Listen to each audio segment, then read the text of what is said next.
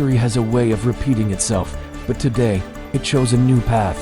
On February 18, 2026, Vice President Sara Duterte officially broke her silence, confirming her plan to run for the presidency. Magandang umaga.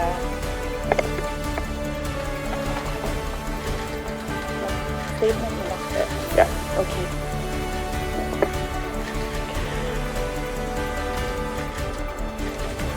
Assalamualaikum warahmatullahi wabarakatuh.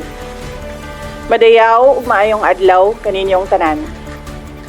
Magandang araw sa inyo lahat. Proverbs 19 verse 21 states, "Many are the plans in a person's heart, but it is the Lord's purpose that prevails." It took me 47 years to understand that my life was never meant to be only mine. Unlike others, I may not have been born just to chase happiness. For a long time, I questioned the weight of responsibility to my family, to my country, to everyone who called on me. Today, I have peacefully accepted that my life is unlike any other. Sa unang mga buwan ng aming mga termino, nakita ko na ang kawalan ng katapatan ni Bongbong Marcos Jr. sa mga pangakong binitawan noong kampanya, pati na sa kanyang sinumpaang tungkulin para sa bayan. Dahil hindi ko kinaya na maging bahagi ng 2025 national budget na tadtad ng katiwalian, pinili kong umalis sa kabinete kahit alam ko na mula pa noong 2023 na ang magiging kapalit ay ang aking impeachment. Mga kababayan, humihingi ako ng paumanhin. Patawad kung tinulungan ko mahalal si BBM bilang Pangulo ng ating bansa.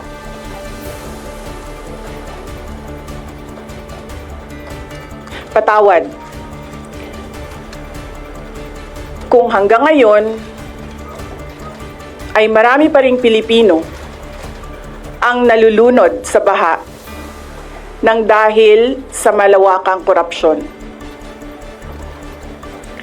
Patawad kung lantaran ang pang-aabuso ng ating mga institusyon para sa pansariling interes ng mga politiko.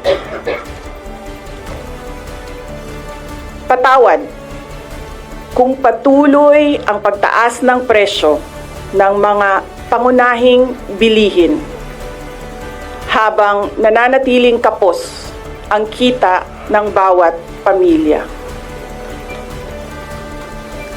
Patawad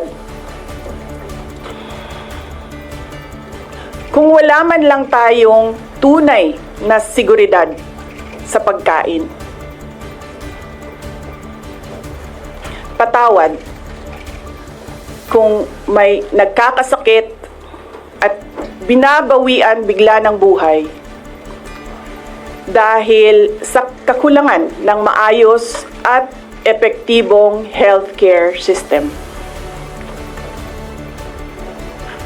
Hindi ako kailanman natakot sa pagsira nila sa pangalan ko. Ngunit, may takot ako para sa ating mga anak.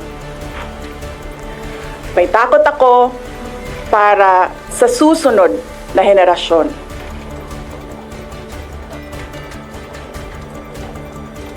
May takot ako para sa mga kababayan nating walang bahay sa ibang bansa.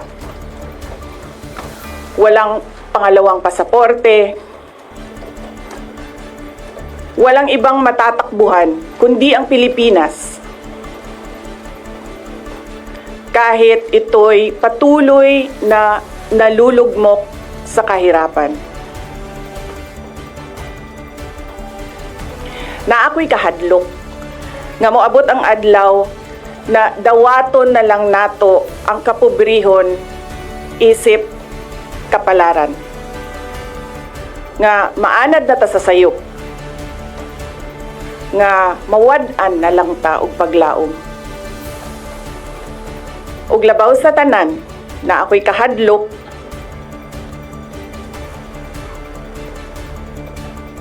nga moabot ang adlaw nga wala na tay Pilipinas nga ikahatag sa atong mga anak.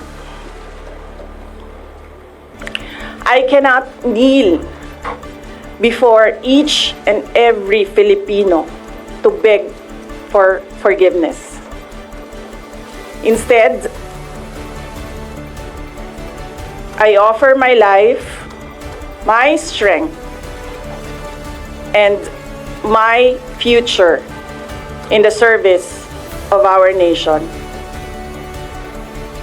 Mga kababayan, ibalik natin ang tapang at malasakit para sa Diyos, sa bayan, at para sa bawat pamilyang Pilipino. Ako si Sara Duterte, tatakbo bilang Pangulo ng Pilipinas. Syukran. Any questions? First question. Next time na ang question. Oh. Thank you. Oh. Morning.